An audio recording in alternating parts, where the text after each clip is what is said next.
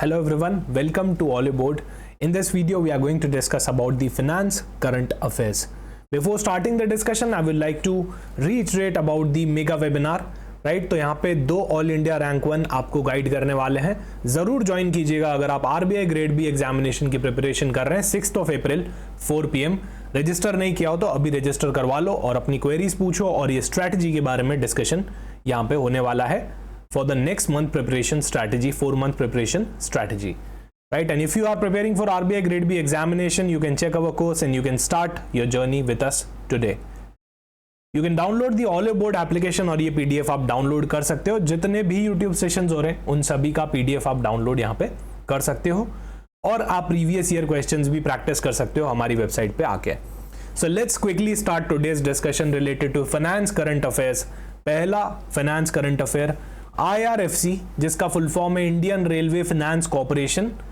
Indian Railway Finance Corporation signs 5000 crore का loan agreement with NTPC renewable energy. तो 2 organisation यहाँ पे इन्वॉल्व है। सबसे पहले इंडियन रेलवे फाइनेंशियल कॉर्पोरेशन, आप जानते हैं इसकी रिस्पॉन्सिबिलिटी होती है ताकि ये मोबिलाइज करे फंड्स रेलवे प्रोजेक्ट्स के लिए इन इंडिया। IRFC ने यहां पे साइन किया है 5000 करोड़ का loan agreement with NTPC renewable energy limited. NREL इसका शॉर्ट फॉर्म है।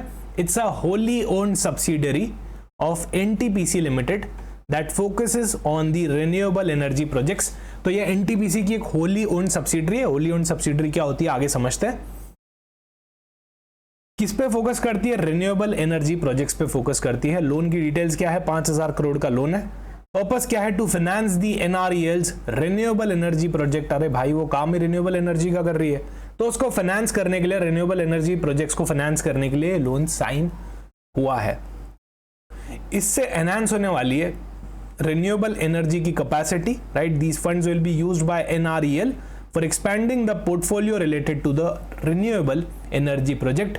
और ये कोलैबोरेशन है between the public sector entities, so it's a great synergy between the government owned corporations, right? अच्छा, उससे पहले आपको फटाफट से बताना चाहूंगा कि होली ओन्ड सब्सिडरी क्या होता है। होली ओन्ड सब्सिडरी मतलब मान लो एक कंपनी A लिमिटेड है, अगर उसने B लिमिटेड के सारे शेयर्स 100% होल्ड कर रखे हैं, so then A limited becomes a wholly owned subsidiary, sorry, wholly owned company of B limited. B limited क्या बन जाएगी? होली ओन्ड सब्सिडरी बन जाएगी क्योंकि इसको पूरी तरह से ओन कौन करता है? A लिमिटेड होल्ड करती है, ठीक है? अब सर होल्डिंग कंपनी क्या होती है, सब्सिडरी कंपनी क्या होती है तो समझना। A लिमिटेड ने B लिमिटेड के more than 50% equity share capital by कर लिया। सो A लिमिटेड यहां पे क्या बन जाएगी? Holding company. B लिमिटेड यहां पे क्या बन जाएगी? सब्सिडियरी कंपनी, ठीक है? सब्सिडरी कंपनी, क्योंकि यहां पे कंट्रोल किसके पास है? मोर देन 50% इक्विटी शेयर किसके पास है? A लिमिटेड का, तो वो होल्डिंग कंपनी हो गई। B लिमिटेड सब्सिडरी कंपनी हो गई। A लिमिटेड ने अगर more than 20% equity share capital hold कर लिया B लिमिटेड में, तो इस केस में B लिमिटेड क्या बन गई? एसोसिएट कंपनी बन गई। देखो सब्सिडरी तो नहीं बन पाई क्योंकि उसके लिए तो 50% से ज्यादा चाहिए। यहां पे 20% से ज्यादा है पर 50% से कम है। अरे 50% से ज्यादा हो जाएगा तो सब्सिडरी बन जाएगी ना, राइट? 20% से ज्यादा, 50% से कम, ये एसोसिएट होती है। ये क्या होती है? एसोसिएट होती है। 50% से ज्यादा सब्सिडरी होती है और 100% अगर आपने ओन कर लिया उसका तो वो तो फिर होली ओन्ड सब्सिडरी बन जाती है। ये कॉन्सेप्ट्स आपको बहुत अच्छे से पता होने चाहिए। Next is IREDA, Indian renewable energy development authority, right? Indian renewable energy development authority IRDA ने सिक्योर किया है जापानीज येन में 26 बिलियन का ECB मतलब एक्सटर्नल कमर्शियल बोरोइंग। एक इंडियन एंटिटी ने बाहर जाके ओवरसीज में जाके लोन ले लिया, बोरोइंग कर ली, इसको बोलते हैं एक्सटर्नल कमर्शियल बोरोइंग। कहां से लिया है? SBI टोक्यो से लिया है, ठीक है? तो जापानीज येन के अंदर JPY के अंदर ये ट्रांजैक्शन हुआ है। Indian renewable energy development agency ने लिया है। Basically it's a government owned financial institution under the ministry of new and renewable energy dedicated to promoting and financing the renewable energy projects in India. तो ये basically promote करती है, finance करती है renewable energy projects को India के अंदर। कहां से लोन लिया है? एसबीआई बैंक से लिया है, पर टोक्यो ब्रांच से लिया है, राइट। आप सभी जानते हो एसबीआई बैंक क्या है, मुझे बोलने की नीड नहीं है, पर टोक्यो ब्रांच से लिया है, इसीलिए तो जापानीज येन के अंदर है, right. So this is a kind of external commercial borrowing, right. एक इंडियन प्लेयर ने बाहर जाके लोन लिया है, this is a external commercial borrowing. Amount कितना है? 26 बिलियन जेपीवाई का है, क्लोज टू 1500 करोड़ आईएनआर के अंदर ट्रांसलेट हो जाता है। इसमें ग्रीन शू ऑप्शन भी डला हुआ है। सर अब ये ग्रीन शू ऑप्शन क्या होता है? देखो यार, मेरे को लोन तो 26 बिलियन का ले लिया मैंने, मान लो थोड़ा सा और एडिशनल लोन चाहिए होगा, तो क्या ऑप्शन है क्या? हाँ ऑप्शन है, इसको बोलते हैं ग्रीन शू ऑप्शन।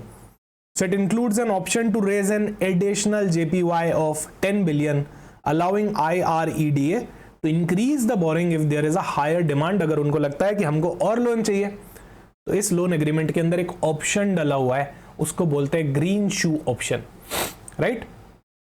क्या बोलते हैं? Green shoe option. तो इसके अंदर ऑलरेडी वो है, आप एडिशनल पैसा ले सकते हो इस ऑर्गेनाइजेशन से, because you have green shoe option in this particular contract. तो टेन्योर क्या है? 5 साल का है, अनसिक्योर्ड लोन है with bullet repayment at maturity. अब देखो खूब सारी टर्मिनोलॉजी आती है फाइनेंस के अंदर। बुलेट रीपेमेंट, इंटरेस्ट तो जाता रहेगा, प्रिंसिपल कैसे जाएगा? एक साथ जाएगा, बुलेट की तरह जाएगा एट मैच्योरिटी। हर साल नहीं पे करेंगे, जैसे ईएमआईज के केस में होता है ना, इंटरेस्ट और प्रिंसिपल दोनों आप मंथली पे करते हो। यहां पे वैसा नहीं होने वाला, यहां पे आप इंटरेस्ट तो पे करोगे, पर प्रिंसिपल जो होगा वो बुलेट की तरह जाएगा, इसलिए इसको क्या बोलते हैं? बुलेट रीपेमेंट बोलते हैं, ठीक है। That the principal amount is repaid in a single payment at the end of the loan term. Interest rate इसकी एक्सपेक्टेशन है कि बिलो 7% होने वाली है। आप सभी जानते हो, हमने फाइनेंस करंट अफेयर्स के अंदर भी पढ़ा था कि ईसीबीज बढ़ते जा रहे हैं इंडिया में। लोग प्रेफर कर रहे हैं कि एक्सटर्नल कमर्शियल बोरोइंग से मनी रेस करो रादर देन इंडिया के अंदर ही रेस करो, just because of the reason की बाहर जो इंटरेस्ट कॉस्ट होती है वो काफी सही है, काफी चीपर है एज कंपेयर टू इंडिया। हमने last finance current affair series में ये भी देखा था कि इंडिया के अंदर ईसीबीज का डेटा डबल हो चुका है, right. It's almost close to 100% up. तो लोग प्रेफर कर रहे हैं कि बाहर जाके बोरोइंग करो, जस्ट बिकॉज हर जगह इंटरेस्ट रेट कट्स हो चुके हैं, बोरोइंग कॉस्ट कम है एज कंपेयर टू इंडिया, सही है। सो डाइवर्सिफिकेशन ऑफ रिसोर्सेज, इससे डेफिनेटली डाइवर्सिफिकेशन होने वाला है, रिन्यूएबल एनर्जी प्रोजेक्ट्स को सपोर्ट मिलने वाला है। एक्सटर्नल कमर्शियल बोरोइंग क्या होता है? जब एक इंडियन एंटिटी जैसे कि IREDA, ये इंडिया में, अब ये बाहर जा रही हैं, जापान में जा रही हैं, वहां पे जाके क्या कर रही हैं? लोन रेस कर रही हैं, इसको बोलते हैं external commercial borrowing, right. External commercial borrowing, इसको भी आरबीआई रेगुलेट करता है। ग्रीन शू ऑप्शन, जैसा मैंने आपको बताया, एन ओवर अलॉटमेंट ऑप्शन। यार आपका लोन तो 26 बिलियन का ही था, अब आप 10 बिलियन और लेना चाह रहे हो, तो ये तो ओवर अलॉटमेंट हो गया ना। अलॉटमेंट तो आपको 26 बिलियन का होना चाहिए था, पर क्योंकि आप 10 बिलियन का और लोन लेना चाह रहे हो, इसको बोलते हैं ओवर अलॉटमेंट। यही होता है green shoe option. Allows the borrower to raise additional funds, और आने दो, beyond the original amount typically used when there is a higher demand from the investor. अरे यार रिन्यूएबल एनर्जी के अंदर डिमांड एकदम से शूट हो गई, तो क्या करेंगे? फिर से इसी भी एंटर करेंगे क्या किसी के साथ? नहीं, इसी के अंदर ग्रीन शू ऑप्शन डलवा लो, 10 बिलियन का टॉपअप ले लेना, 10 बिलियन का टॉपअप ले लेना। फिर आता है बुलेट पेमेंट, बुलेट की तरह पेमेंट गया, एक ही बार में कम हो गया, राइट। इंटरेस्ट तो आप हर साल पे कर रहे हो, पर बुलेट की तरह आपने प्रिंसिपल चुका दिया, इसलिए इसको क्या बोलते हैं? बुलेट पेमेंट बोलते हैं, राइट। सो ये सारी टर्मिनोलॉजीज थी, ये न्यूज थी। अगली न्यूज पे आते हैं। GICA science loan agreement totalling 11,181 crore with India for sustainable development projects. आप सभी देख सकते हो, renewable energy, sustainable development, green finance, green bonds कितना प्रेवलेंट है। ESG, green bonds, green finance, ये आपके लिए एक इंपॉर्टेंट टॉपिक होने वाला है इस बार के एग्जामिनेशन के लिए। कौन सी एंटिटीज इन्वॉल्व है? तो GICA का full form Japan international cooperation agency, So Japan government agency providing the official development assistance to support the economic and social growth of in the developing country. तो basically एक organisation है जो social economic growth Japan की support कर रही है। और दूसरी पार्टी कौन है? गवर्नमेंट ऑफ इंडिया है। अब इन दोनों ने मिलकर क्या किया है? बेसिकली एक एग्रीमेंट किया है टोटलिंग 11,000 से भी ऊपर का करोड़ इन करोर्स, राइट, विद इंडिया। तो इंडिया इसका क्या करने वाला है? बेसिकली 6 टारगेटेड सेक्टर के अंदर लगाने वाला है। सर कौन से टारगेटेड सेक्टर है? तो देखो दिल्ली मेट्रो फेज 4 एक्सपेंशन हो गया, सी वाटर हो गया, तमिलनाडु के अंदर इन्वेस्टमेंट प्रमोशन प्रोग्राम हो गया, और भी ये वाले प्रोग्राम है, 6 प्रोग्राम है। इसके अंदर यहाँ पे इंडियन गवर्नमेंट ऑफ इंडिया इसके अंदर इन्वेस्ट करने वाली है बेसिकली, इसलिए लोन लिया गया है। This is for sustainable development. Bilateral relation strengthen होते हैं ऑब्वियसली कंट्रीज के, और इससे अर्बन मोबिलिटी बढ़ जाएगी। आप यहाँ पे ट्रांसपोर्टेशन का बहुत बड़ा प्रॉब्लम सॉल्व कर रहे हो दिल्ली के अंदर मेट्रो फेज 4 एक्सपेंशन के अंदर, राइट। अगली न्यूज पे आते हैं। जूनो जनरल इंश्योरेंस इंट्रोड्यूसेस पे हाउ यू ड्राइव फीचर। पे हाउ यू ड्राइव फीचर, जैसे गाड़ी चलाओगे वैसे आप पे कर पाओगे। रैश ड्राइविंग है तो आपका इंश्योरेंस प्रीमियम बढ़ सकता है।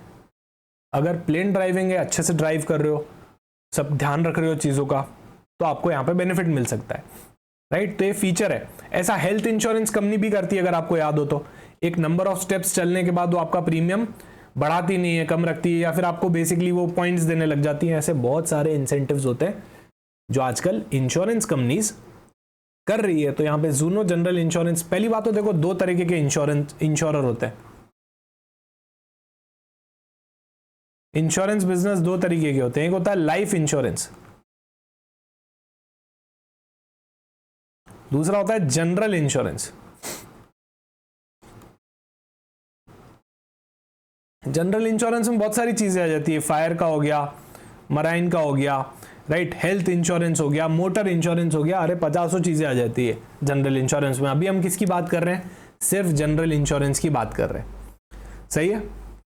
सो जूनो जनरल इंश्योरेंस, जिसको हम पहले एडलवीज जनरल इंश्योरेंस बोलते थे, उन्होंने नया फीचर लॉन्च किया है, पे how you drive feature, right. इसमें बहुत सारे स्मार्ट फीचर्स हैं बेसिकली, कि कैसे आप ड्राइव कर रहे हो उसके बेसिस पे आपका यहाँ पे इंसेंटिव्स और policy without any additional charges decide होने वाले हैं। बहुत सारे फीचर्स हैं, एक एक फीचर में नहीं पढ़ने वाला, फीचर आपके एग्जाम में नहीं आने वाले, ठीक है। सो यहाँ पे हमको जो कम इंपॉर्टेंट न्यूज होती है उसको हम सिर्फ ऊपर से देखते हैं, बहुत डिटेल में नहीं देखते हैं, राइट। सेबी ईजेज, ये इंपॉर्टेंट है। SEBI eases intraday monitoring rules for index derivative amid industry concern. SEBI ने क्या किया है? ईज किया है, इजी किया है प्रोसेस इंट्राडे मॉनिटरिंग का। अभी इंट्राडे मॉनिटरिंग कौन करता होगा? कुछ मार्केट पार्टिसिपेंट्स करते होंगे, मार्केट को मॉनिटर करना कि इंट्राडे में क्या चल रहा है। अभी वो बहुत कॉम्प्लेक्स प्रोसेस हुआ करता था, तो सेबी ने यहाँ पे थोड़ा इजी किया है उसको। सर कैसे इजी किया है, वही तो बताने जा रहा हूं, चलो जल्दी से समझते हैं।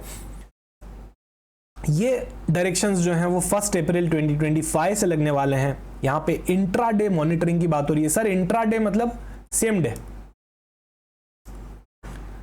आज ही शेयर खरीद के आज ही बेच दिया, इसको बोलते हैं इंट्राडे ट्रांजैक्शन।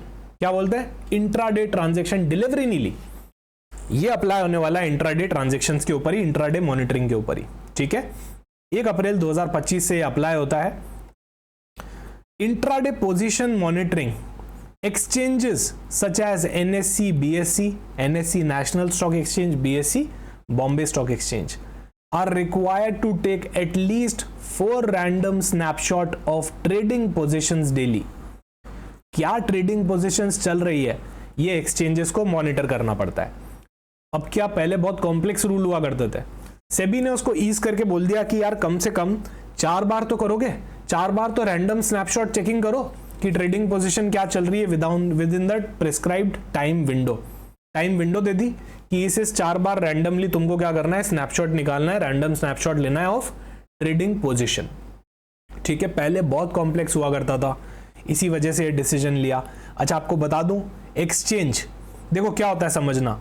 एक आप हुए मिस्टर ए, ठीक है, मिस्टर ए को शेयर्स खरीदना है, तो ऐसे ही नहीं मिल जाते कि सीधा उठा के एक्सचेंज के पास चले गए, नहीं, आप एक्सचेंज के पास डायरेक्टली नहीं जा सकते, राइट। ऐसे कितने ही मिस्टर ए घूम रहे हैं है ना, ऐसे कितने ही मिस्टर हैं, सब एक्सचेंज के पास डायरेक्टली नहीं जा सकते।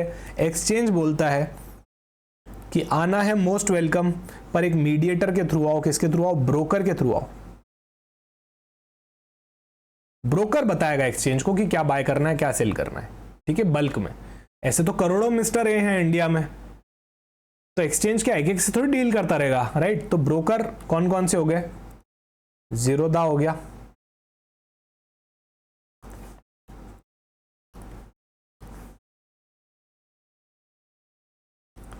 और कौन सा हो गया? एंजल वन हो गया, अपस्टॉक्स हो गया, बहुत सारे ब्रोकर हैं। आईसीआईसीआई सिक्योरिटीज, बहुत सारे ब्रोकर हैं। एक्सचेंज क्या क्या हो गया? एनएससी हो गया, नेशनल स्टॉक एक्सचेंज, बीएससी हो गया, बॉम्बे स्टॉक एक्सचेंज। अच्छा, नेशनल स्टॉक एक्सचेंज का इंडेक्स कौन सा होता है? फटाफट से बताओ। अरे ये न्यूज ही इंडेक्स पे लग रही है, देखो, SEBI eases intraday monitoring rules for index derivatives. ये तो इंडेक्स डेरिवेटिव पे ही लग रहा है ना। अब यही नहीं पता होगा इंडेक्स क्या है, कौन सा किसका इंडेक्स है, तो फिर क्या समझ में आएगा। इसलिए तो बता रहा हूं ये वाली चीज आपको डिटेल में।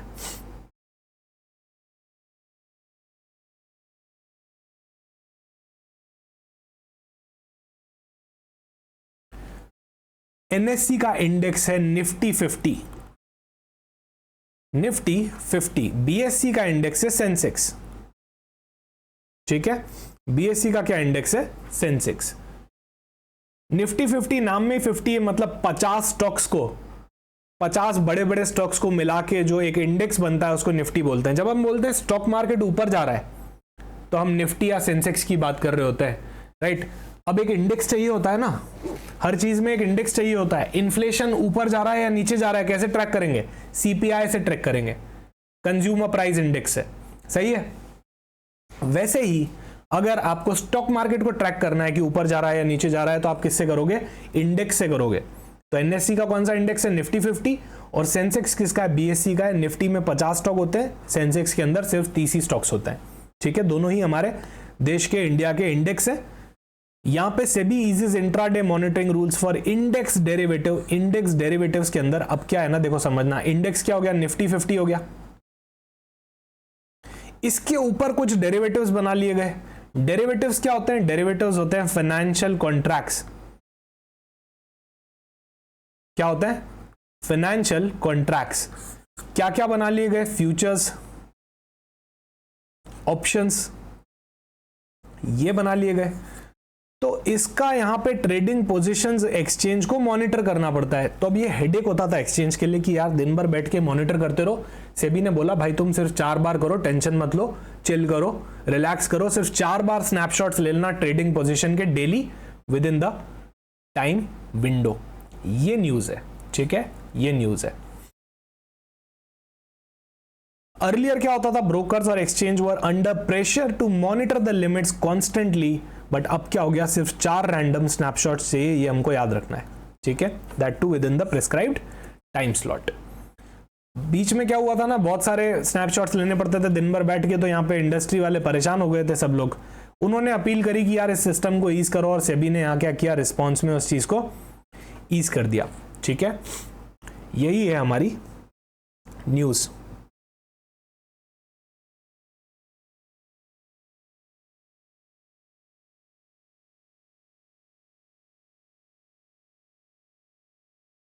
चलो आगे चलते हैं, फटाफट से आगे की चीजें डिस्कस करते हैं। Explanation of term index derivative मैंने आपको समझा दिया। इंडेक्स मतलब निफ्टी 50,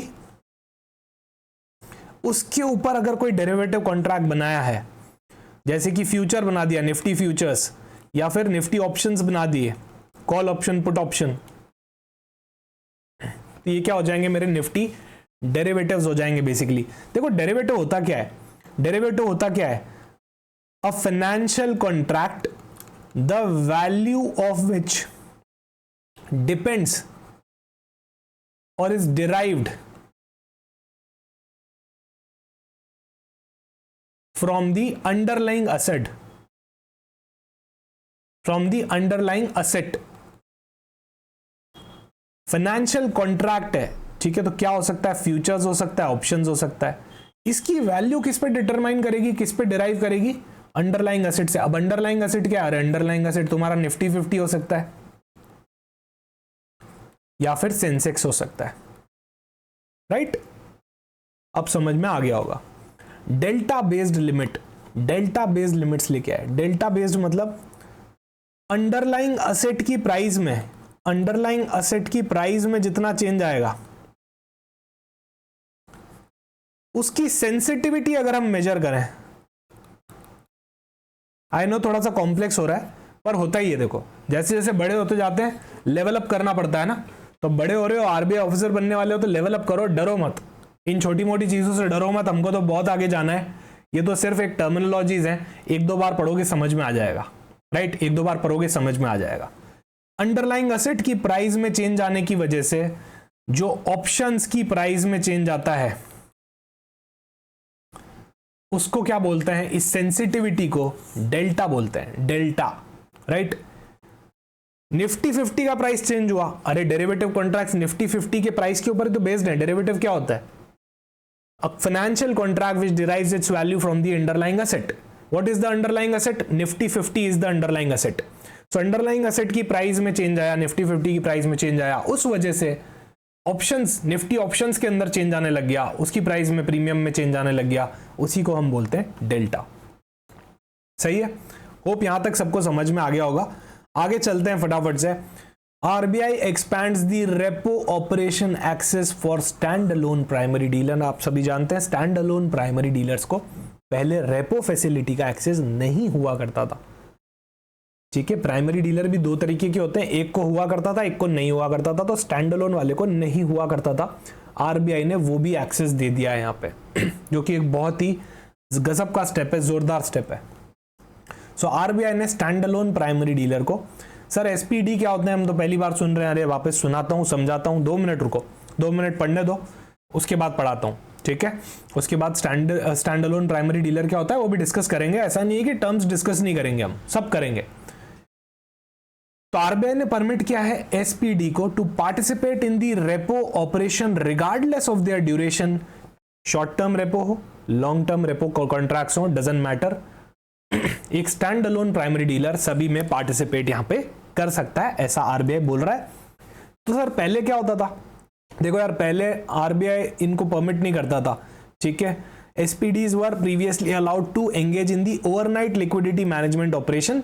एमएसएफ में नहीं कर सकते थे, सिर्फ ओवरनाइट में कर सकते थे, right? Their involvement in other operation such as long term VRR, long term variable rate repo, जो ऑक्शंस के अंदर होते हैं, हमने इसको भी डिटेल में पढ़ा है पुराने वीडियोस के अंदर। ये पहले case to case basis determine होता था, अब क्या हो गया है?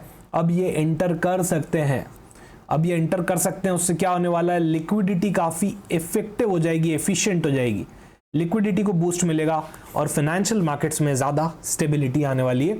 इस न्यूज को आप याद रखना, इंपॉर्टेंट है। इस न्यूज के आने की वजह से आपके स्टैंड अलोन प्राइमरी डीलर क्या होते हैं, बैंक प्राइमरी डीलर क्या होते हैं, और ये न्यूज की रेपो के अंदर एंट्री मिल चुकी है स्टैंड अलोन प्राइमरी डीलर्स को, ये सब चीजें इंपॉर्टेंट यहां पे हो गई है। अब सर बता ही दो कि स्टैंड अलोन प्राइमरी डीलर क्या होते हैं, तो देखो सुन लो।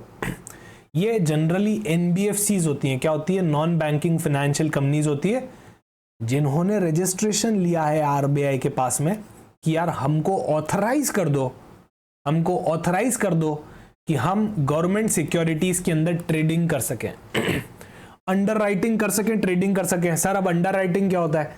अरे यार गवर्नमेंट को गवर्नमेंट सिक्योरिटीज बेचनी है, मान लो ट्रेजरी बिल्स बेचने, सेल करने। ऐसे नहीं है कि वो mister A, mister B, mister C ऐसे रिटेलर से डायरेक्ट कॉन्टैक्ट में आ जाएगी गवर्नमेंट, नहीं। ये सब होता है प्राइमरी डीलर्स के थ्रू। प्राइमरी डीलर्स उनसे बाय करते हैं और वो आगे सेल करते हैं आप लोगों को। आप डायरेक्टली गवर्नमेंट से नहीं बाय करोगे, प्राइमरी डीलर्स से बाय करोगे। दो तरीके के प्राइमरी डीलर होते हैं, एक होते हैं स्टैंड अलोन प्राइमरी डीलर, एक होते हैं bank primary dealer.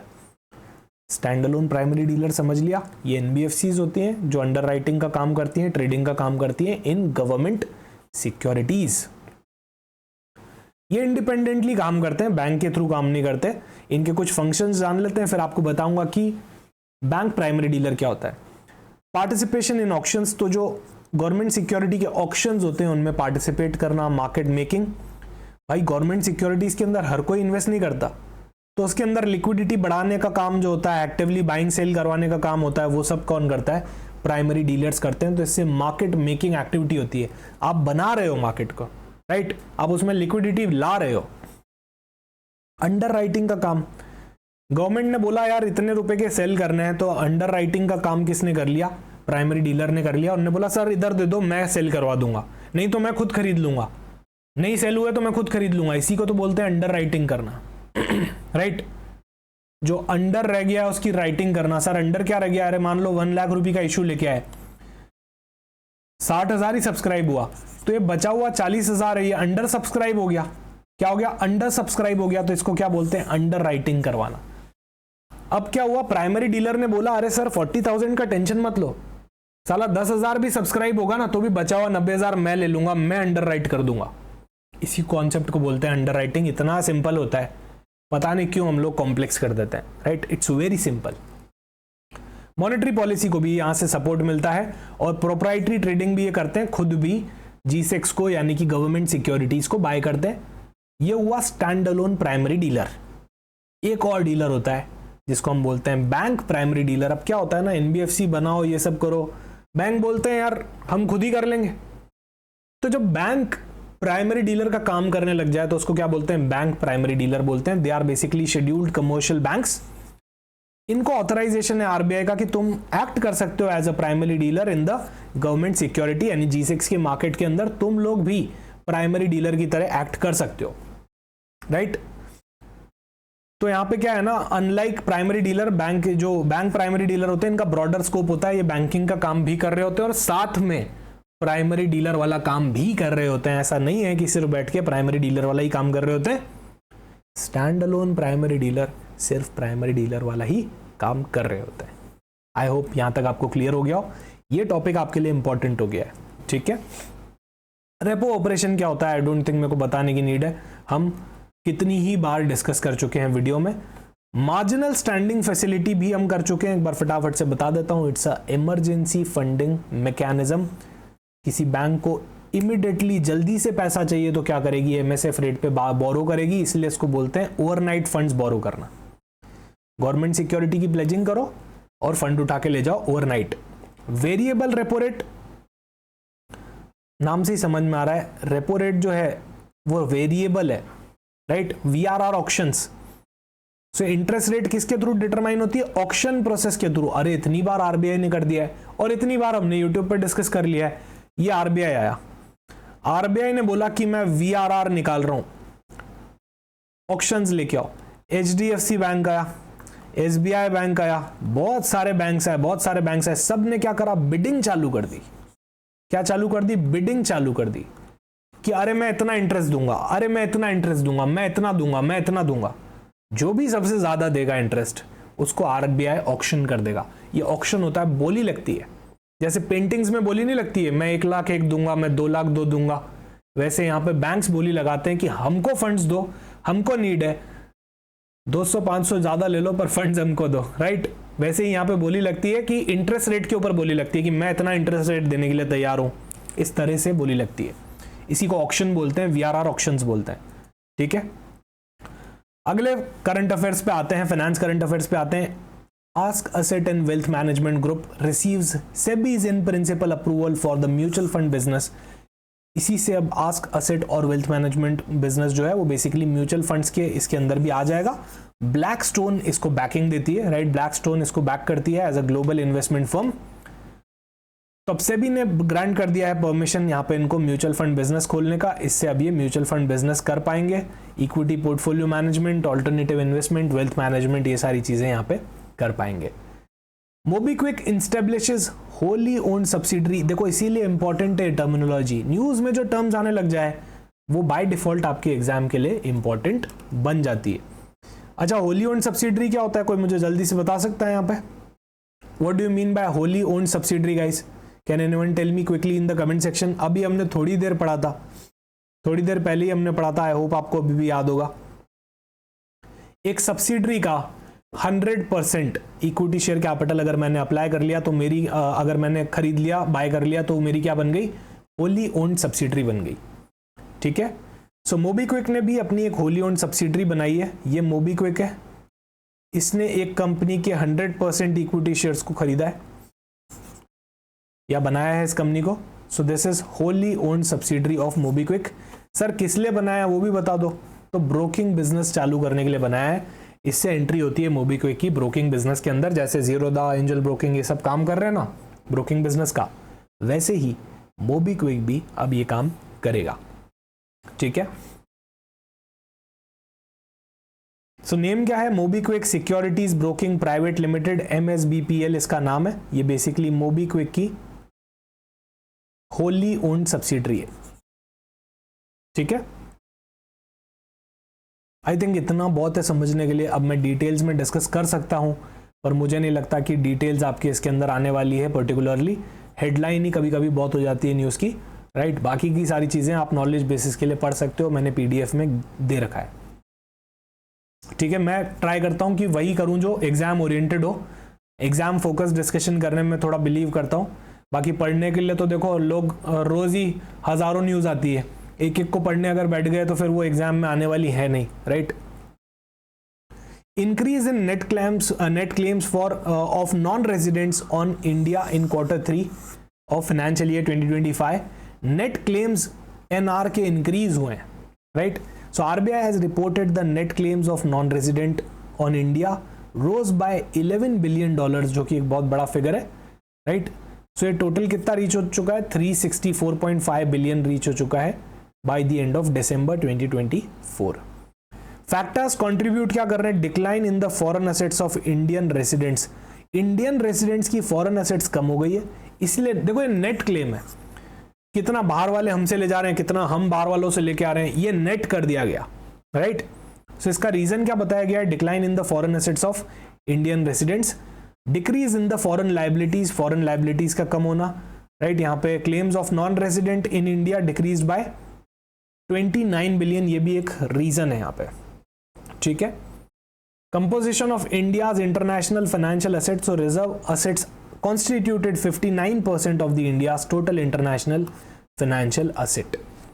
Exchange rate का इंपैक्ट भी आया है और यहाँ पे असेट टू लायबिलिटी रेशियो के अंदर इंप्रूवमेंट देखने को मिला है। पहले 73.1% था, वो बढ़ के 74% हो गया है। असेट टू लायबिलिटी रेशियो, अरे बढ़ रहा है मतलब बेटर हुआ है। असेट्स ऊपर है न्यूमरेटर में, डिनोमिनेटर स्टेबल है, न्यूमरेटर बढ़ रहा है मतलब असेट्स बढ़ रहे हैं, इसलिए तो रेशियो बढ़ रहा है, right. Increase in the debt liability भी यहाँ पे इंक्रीज हुई है।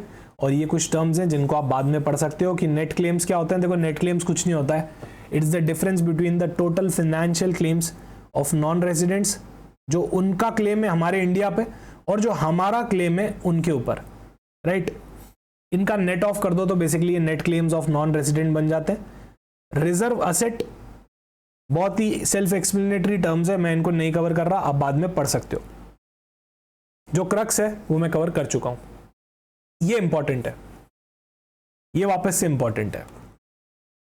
RBI increases liquidity support for stand alone primary dealer. देखो जो चीज बार बार आ रही है वो आपको बहुत अच्छे से पता होनी चाहिए। स्टैंड अलोन प्राइमरी डीलर क्या होता है, अच्छे से एकदम देख लेना, राइट। वैसे तो मैंने आपको पढ़ा दिया है, फिर भी आप यहाँ पे इसको बार बार रिविजन करते रहना, that is important.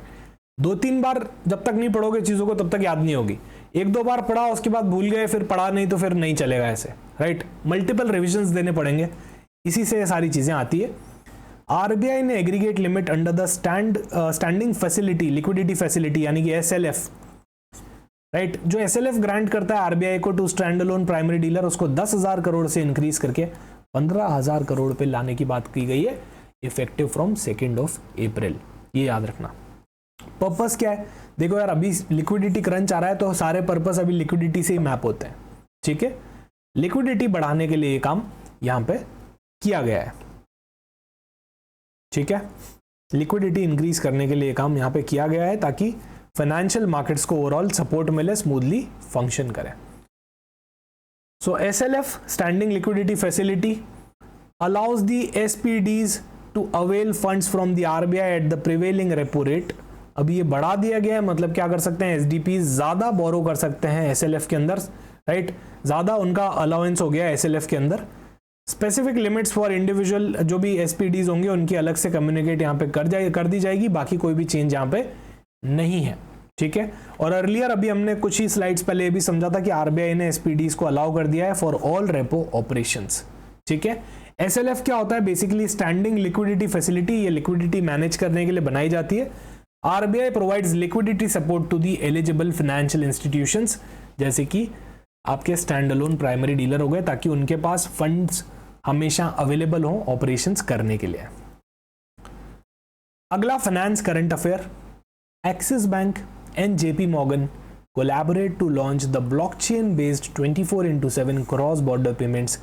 Cross border payments और ब्लॉकचेन टेक्नोलॉजी इंपॉर्टेंट टॉपिक है, बार बार बोलता हूँ।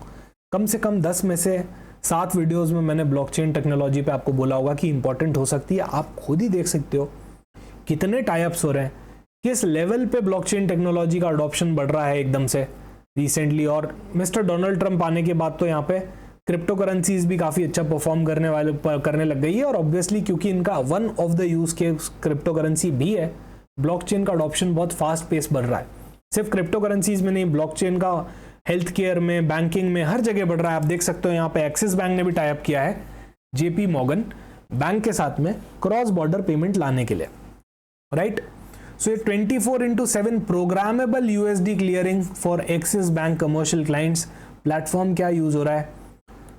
ये वाला प्लेटफॉर्म जो JP Morgan का है वो यूज हो रहा है। KDP इसका शॉर्ट फॉर्म है, ठीक है। KDP इसका शॉर्ट फॉर्म है। इसके फीचर्स क्या हैं? बेसिकली ये लिवरेज करता है ब्लॉकचेन डिपॉजिट्स अकाउंट्स को, continuous multi currency cross border payments facilitate करवा लेता है और एफिशिएंटली पेमेंट प्रोसेस करवा लेता है, ओके। इससे एक्सिस बैंक का पोजीशन काफ़ी स्ट्रांग हो चुका है यहाँ पे, क्योंकि ऐसे इनोवेटिव प्रोडक्ट्स के अंदर डेफिनेटली टाइमली आना एक बहुत ही स्ट्रांग पोजीशनिंग बताता है।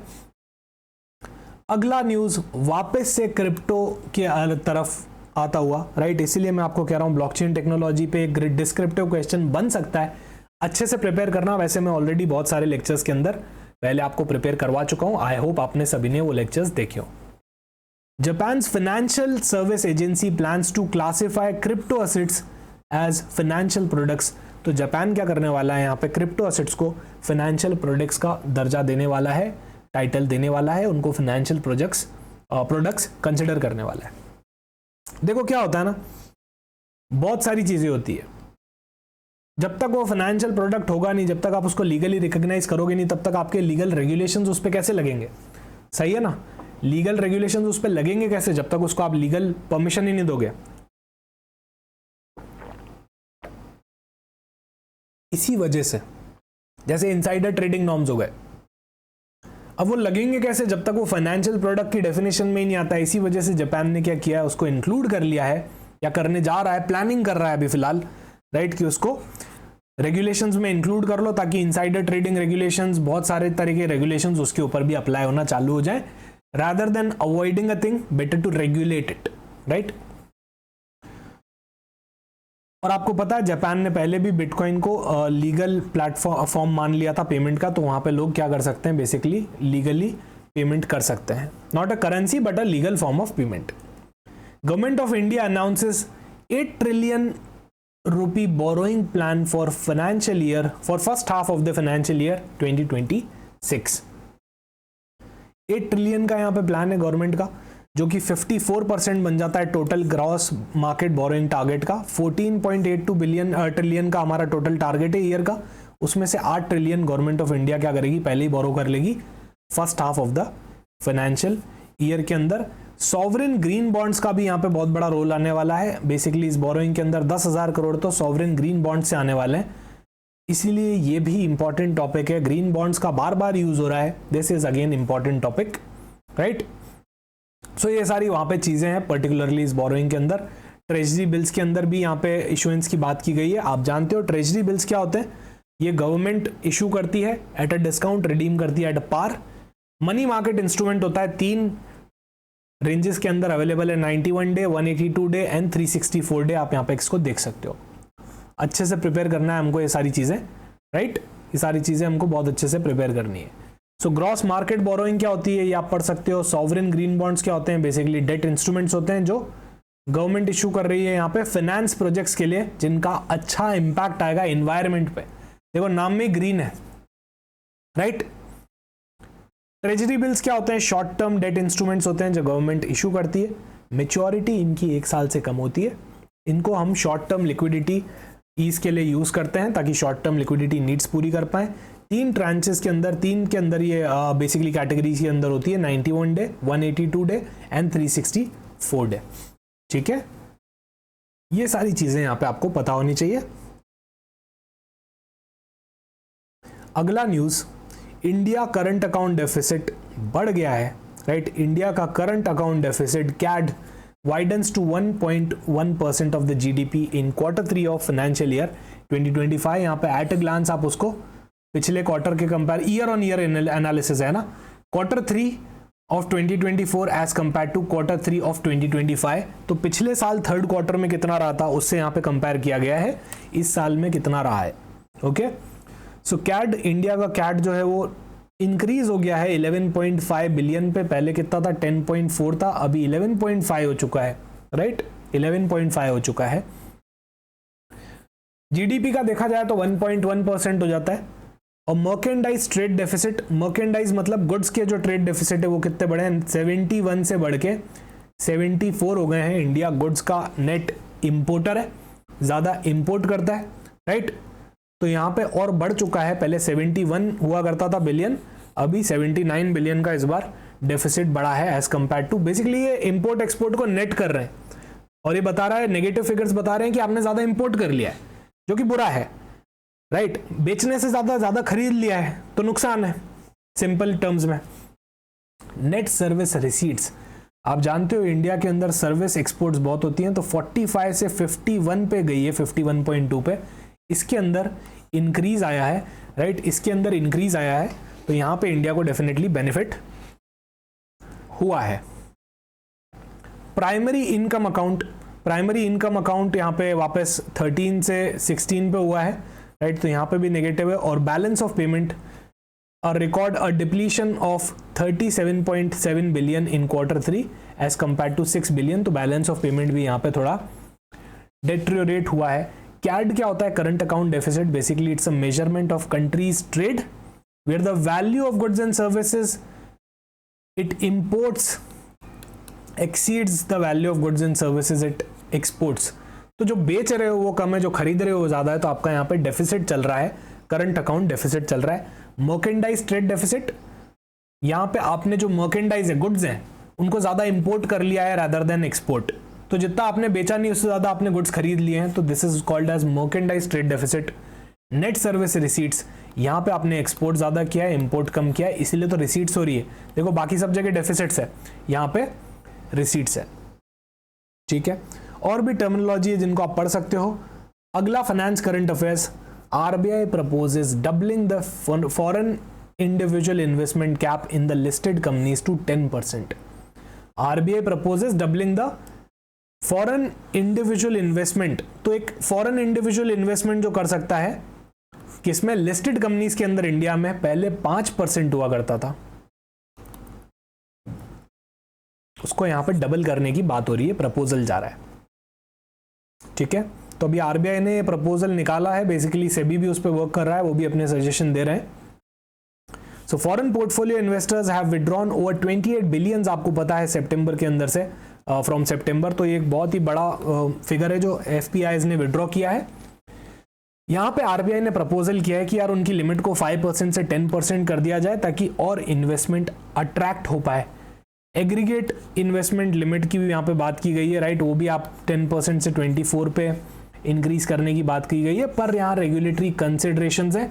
अगर आप इसी तरह से बाहर के लोगों को इन्वेस्टमेंट्स बढ़ाने के लिमिट्स उनकी बढ़ाते जाओगे तो बेसिकली उनके पास कंट्रोलिंग स्टेक आ सकता है फ्यूचर में जाके, तो सेबी ने वो कंसर्न्स भी बताए हैं। फॉरेन पोर्टफोलियो इन्वेस्टर, ऐसे इन्वेस्टर्स जो फाइनेंशियल एसेट्स के अंदर इन्वेस्ट करते हैं, जैसे कि stock bonds in a foreign country के अंदर जो रहते हैं, इंडिया के अंदर इन्वेस्ट कर रहे हैं। ओवरसीज सिटीजन ऑफ इंडिया, ऐसे फॉरेन नेशनल्स जिनका ओरिजिन इंडिया का है, उनको प्रिविलेज है इंडियन सिटीजन्स की तरह। और टेक ओवर रेगुलेशंस, गवर्नमेंट चाहती है कि बहुत ज़्यादा परसेंटेज भी डाइल्यूट करते हैं, जब बाहर के लोग इन्वेस्ट कर सकते हैं तो उससे टेक ओवर के खतरे बढ़ते हैं, राइट। कंट्रोलिंग स्टेक नहीं आना चाहिए बाहर के इन्वेस्टर्स के पास इंडियन कंपनीज का। तो ये सारी आज की फाइनेंस करंट अफेयर्स न्यूज़ थी जो पूरे लास्ट वीक की हमने डिस्कस कर ली। Thank you so much for watching. Video पसंद आया हो तो लाइक कर देना, चैनल को सब्सक्राइब कर देना, कमेंट सेक्शन में ज़रूर बताना कि क्या क्या आपको और कवर करना है, कैसा आपको लग रहा है, राइट। ये वीडियोस आपके लिए हेल्पफुल हो रहे हैं या नहीं हो रहे हैं, और भी कुछ सजेशन हो तो डेफिनेटली ड्रॉप कर सकते हो, हम उस पर भी वर्क करेंगे। Okay, so thank you so much for watching this video, see you soon in the next lecture. Bye bye, take care, have a great day.